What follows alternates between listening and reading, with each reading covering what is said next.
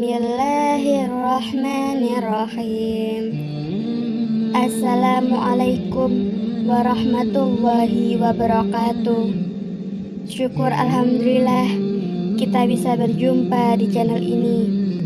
Salawat dan salam semoga selalu tercurahkan kepada junjungan kita Nabi besar Muhammad Sallallahu Alaihi Wasallam. Sahabat beriman yang dirahmati Allah, sholat tahajud adalah sholat yang dikerjakan pada waktu malam hari yang didahului dengan tidur terlebih dahulu. Waktu utama untuk mengerjakan sholat tahajud adalah pada sepertiga malam dan hukumnya adalah sunnah. Artinya, jika dikerjakan, kita akan mendapatkan pahala yang besar di mata Allah Subhanahu wa Ta'ala. Akan tetapi, jika kita tidak dikerjakan pun, kita tidak mendapatkan dosa. Selain sebagai ibadah tambahan, supaya doa kita lebih cepat dikabulkan oleh Allah, salat tahajud juga mempunyai keutamaan tersembunyi yang sangat besar bagi umat muslim yang mau menjalankannya. Di antaranya adalah rezeki yang berlimpah, keharmonisan rumah tangga, ketentraman dalam hidup, mampu menjaga kesehatan tubuh, dan lain sebagainya. Akan tetapi, ada beberapa hal yang perlu dihindari ketika mengerjakan sholat tahajud, yakni merasa bangga dengan diri sendiri atau bisa dikatakan riya dengan apa yang kita dapat dari Allah Subhanahu wa Ta'ala tanpa memperdulikan sekitarnya. Apabila seperti itu, yang ada di dalam benak kita semuanya itulah orang-orang yang ahli tahajud akan rugi di mata Allah Subhanahu wa Ta'ala. Ada satu kisah yang menarik yang mungkin bisa menjadi pelajaran untuk kita saat mengerjakan sholat tahajud. Pada masa Rasulullah Shallallahu Alaihi Wasallam, ada seorang ahli ibadah tahajud yang bernama Abu bin Hashim. Hampir bertahun-tahun Abu bin Hashim tidak pernah absen melakukan sholat tahajud.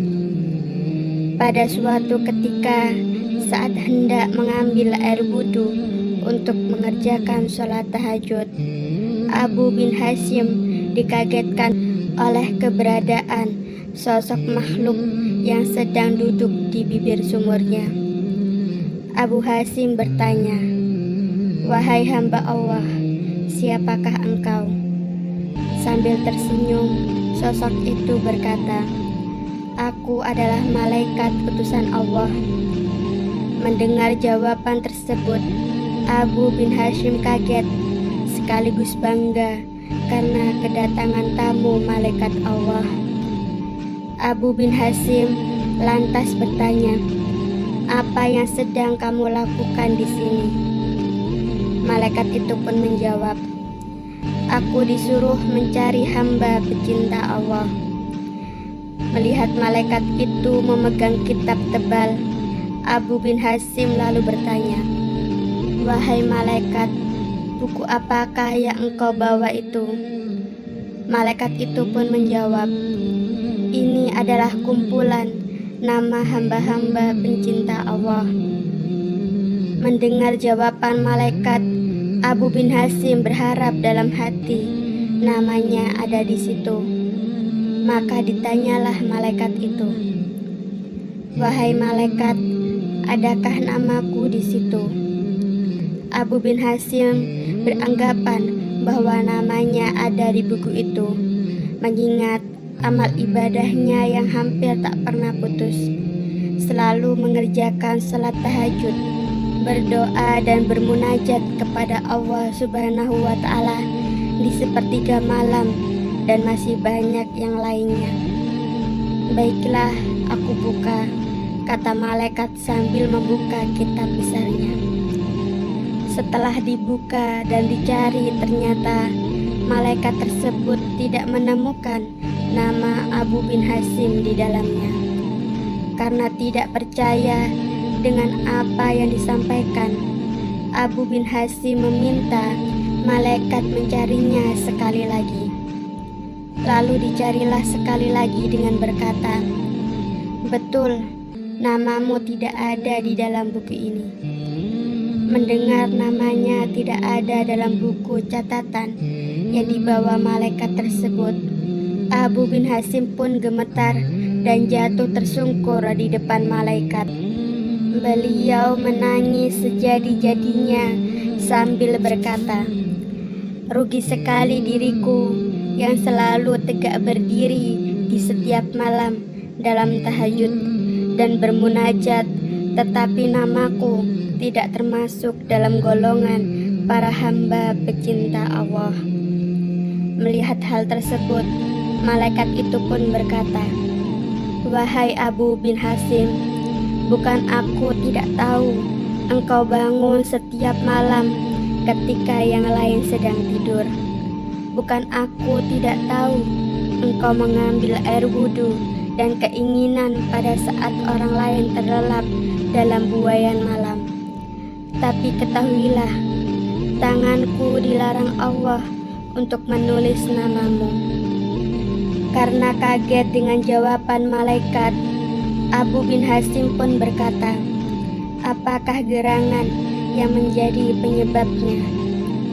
Malaikat itu pun menjawab, "Engkau memang bermunajat kepada Allah, tapi engkau pamerkan dengan rasa bangga kemana-mana dan asik beribadah memikirkan dirimu sendiri, sedang di kanan kirimu ada orang sakit dan kelaparan, tapi engkau tidak menengok dan memberinya makan.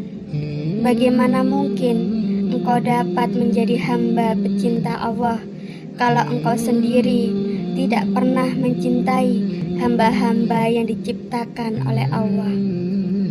Mendengar jawaban tersebut, hati Abu bin Hasim seperti disambar petir.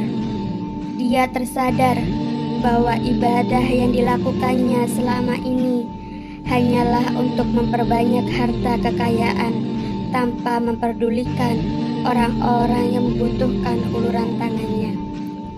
Semenjak kejadian itu dalam sholatnya, Abu bin Hasim selalu meminta ampun kepada Allah dan mulai menyadari bahwa manusia diciptakan Allah memang untuk beribadah kepadanya. Akan tetapi, selain dari itu juga untuk membantu sesama yang sedang membutuhkan bantuan. Dari kisah tersebut dapat kita ambil pelajaran bahwa Allah menciptakan manusia supaya bisa saling menjaga silaturahmi dan saling berbagi di saat orang lain sedang membutuhkan. Boleh-boleh saja kita berdoa meminta dilancarkan rezeki dan diperbanyak harta kekayaan kita. Akan tetapi, ingatlah, apabila Allah sudah mengabulkan doa kita, sebaiknya kita juga tak lupa untuk menyisihkan sedikit dari harta yang kita dapat untuk membantu mereka yang sedang kesusahan.